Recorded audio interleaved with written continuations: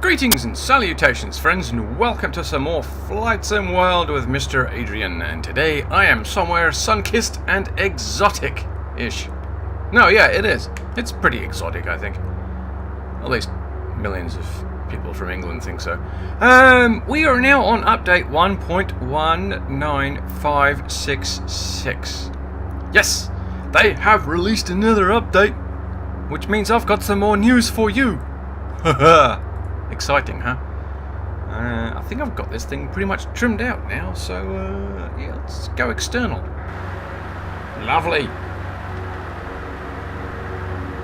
I'm always surprised at how nice these models look from the outside. Adjust this volume slightly here. Go back down, you. There! That should be better. Yes! Look at that. Actually, I think the volumes have been adjusted in this update. We'll go from back here. We'll look at it from behind. It's always the best angle. So, what's this update about? Well, this is one of those quality of life updates, I would imagine. This is, just a couple of fixing bugsies. So, let's have a look-see. At trueSky, we've had Cirrus Clouds. That's Cirrus, not Sirius. Cloud layer added to the sunny day weather theme, as we can see here, because I'm flying on the sunny day. Well, I would be considering my current location.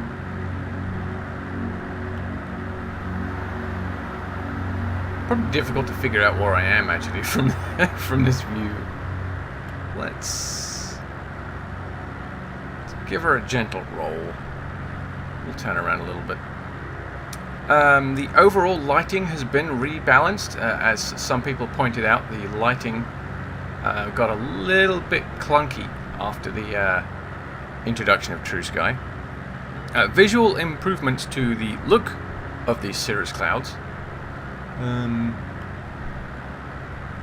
Yes, actually, I can agree with that. They are less, I think patchy is the word. They definitely look thinner. I think they look a little less patchy, if you know what I mean. Like, they're not as, spherically influenced. Ooh. And that's with one coffee. SSAO has been improved in overcast conditions. Don't think I'm going to be going into overcast conditions in this one. And snow. Yes. The snow direction and tree flickering functionality. Hey, tree flickering is a functionality. Have been improved for users with multiple monitors. That's probably why I haven't noticed it. Please note that we are still working to address issues with the movement of the clouds.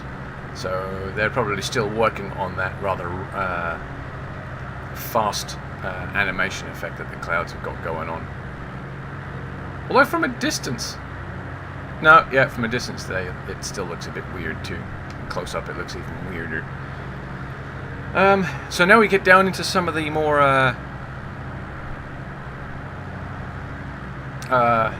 aircraft related fixes. We've got nighttime map adjustment to better rebalance the cockpit lighting.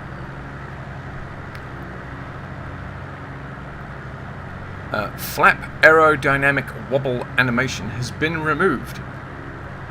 The DA40, the autopilot button click area, has been refined a little bit, which is nice. When you click the autopilot button, that's good. That's good. The DA42 and the alternator switch animation and tooltip have been corrected. Correct alternator on-off labeling. The Cherokee, the autopilot... There's an autopilot on this thing? Huh. I've been flying it manually all this time.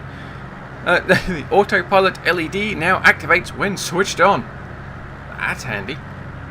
So a little light comes on to let you know that it's on. Now, is it letting you know that the autopilot is on, or is it just telling you that the light is on? Let's be thankful it's not a little black light. Okay. The ASI needle animation has been corrected. The rain effect no longer visible on the DV panel when the window is open. Oh, that's probably good. The Seneca, the rain effect is no longer visible on DV panel when the window is opened. Brilliant! Didn't I just read that? Improved night lighting on the yoke. Mesh tear above the co-pilot's left window has been corrected. Good. The center console fuel levers, cabin temperature and air source switches are now functional. Brilliant! Appearance of elevator trim switch has been improved. Yeah, it did look a little bit like flappy, like a little plastic. Yeah, it didn't look that great. Oh, hello, I've got a guest. Look at that.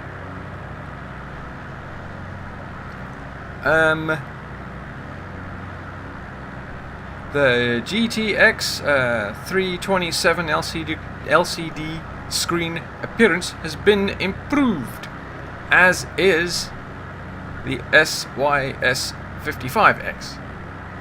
Same comment. It's been improved. It's been made to look better. The Malibu Mirage, the rain effect is no longer visible in the DV panel when the window is open. That sounds very familiar. The RV8 added wig-wag landing light effect.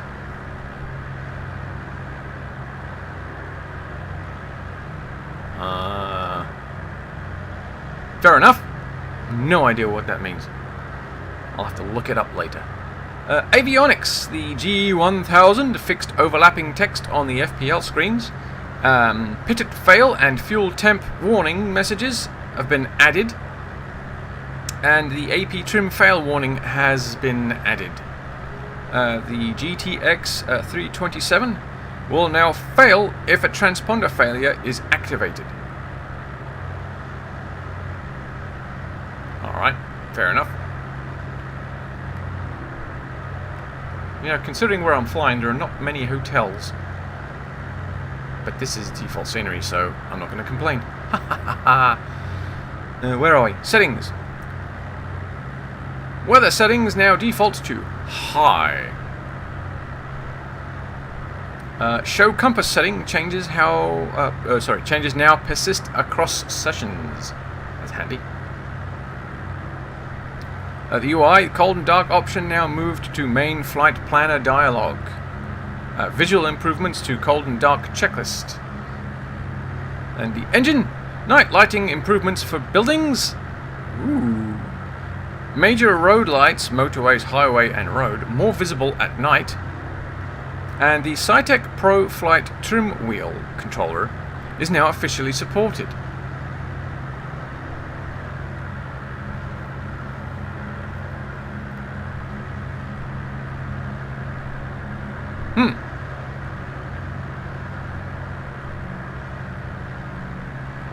I don't know if I really...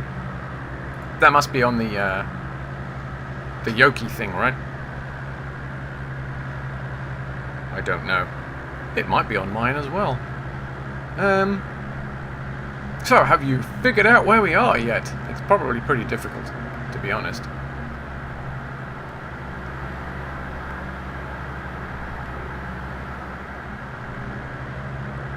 I'll give you a clue.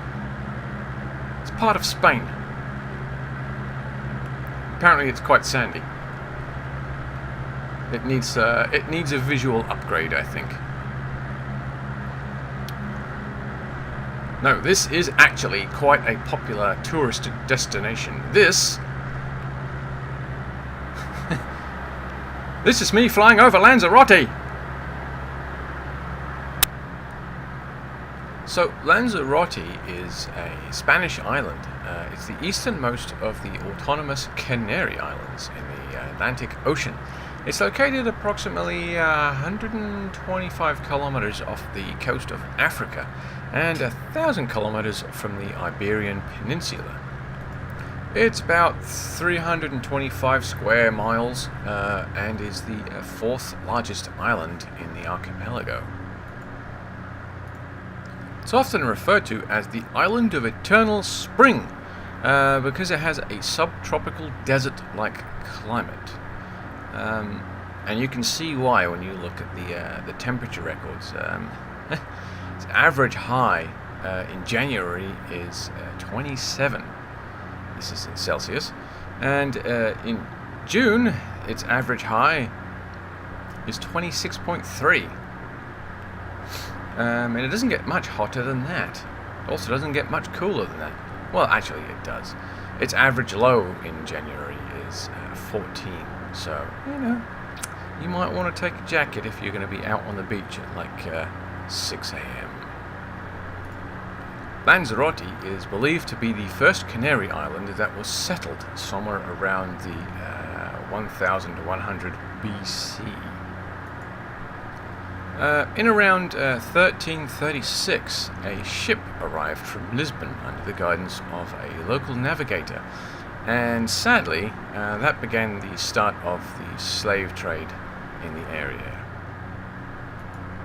At the southern end of the Yayas municipality, the first European settlement in the Canary Islands appeared in 1402, in the area known as El Rubicon, where the conquest of the archipelago actually began. In its place, the Cathedral of Saint Marshal of Limoges was built. And I probably just butchered that name. Sorry. Actually, the cathedral was later destroyed by English pirates in the 16th century. From 1730 to 1736, the island was hit by a series of volcanic eruptions, producing some 32 new volcanoes in a stretch of just 11 miles.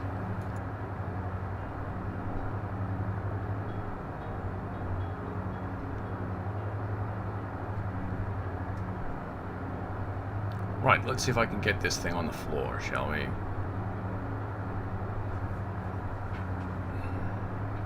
So, I'm going to bring my airspeed down so I can lose some altitude. Remember, you've got to slow down to go down. And I'm going to start banking around until I can see the airport, which is somewhere over there, I think. Where is it? Where's the airport? Oops, over there. Alright, got a long way to go yet.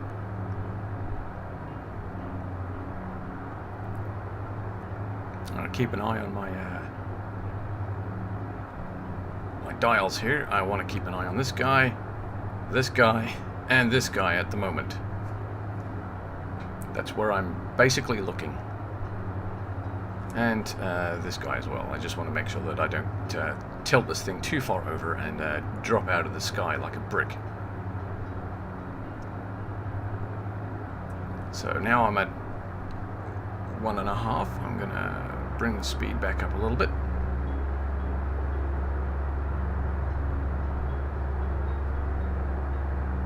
A little too much. Locate the airport. There it is. I want to try and keep my my vertical speed here under 0, or as near to 0 as I can get it, until I'm comfortable that I am pretty well lined up. Which I'm not, as usual. Okay, we're getting close to 1,000, which means we're getting a bit low.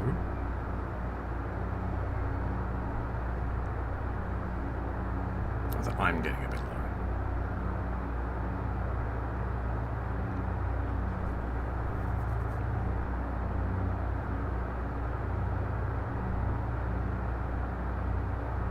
So now my eye line is glancing between my VSI, my altitude, and my airspeed, and I want to bring my airspeed down some more. So I want to deploy my flaps pretty soon. Not that I need to, it's a pretty long runway, but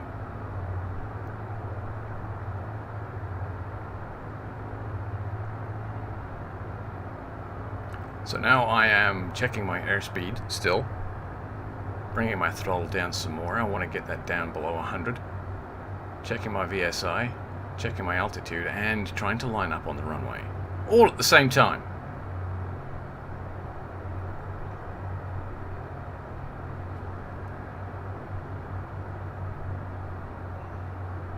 So now I'm going to drop some flaps, just to kill some more airspeed.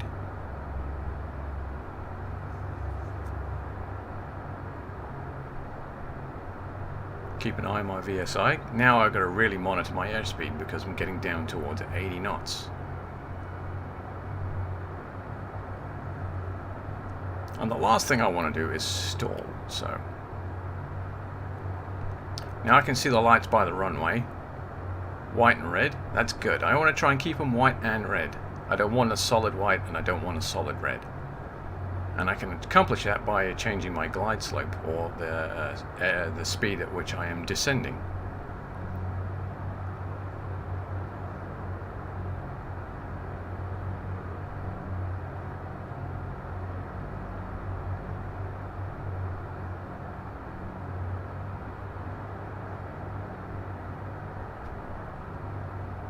So now my airspeed's getting low, I'm going to apply a little bit of throttle.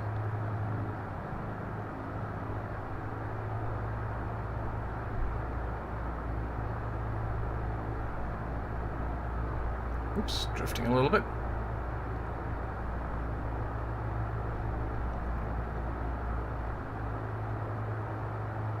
So the light's telling me that I'm starting to drift a little high on the glide slope. Now I am above the glide slope, which is bad. So I'm going to bring the throttle back, increase my VSI, or decrease my VSI. There we go, now I'm back on the glide slope. Just wish I was actually on the runway. Uh-oh! There's an airplane coming towards me. Oh my god! So now I'm over the threshold, I'm just going to kill the throttle and try and keep the airplane off the runway as long as I can.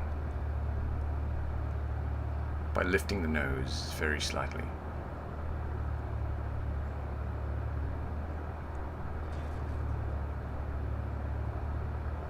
And there we are. We are down. Why is he sitting on the runway? Get off the runway, you plank.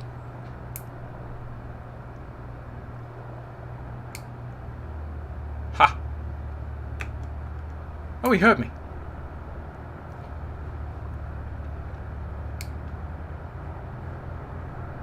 Now, honestly, because I've got traffic turned on, what I should be doing is contacting the tower or using the radio to tell people that, you know, hi, I'm coming in. Get the hell out the way.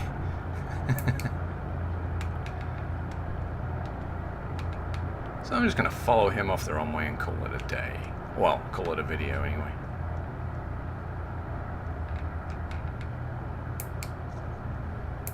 There we go.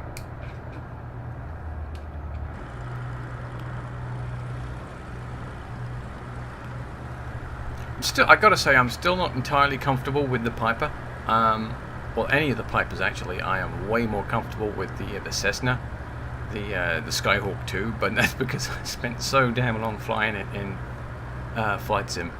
But it's fun getting used to these new aircraft, and I really do need to start taking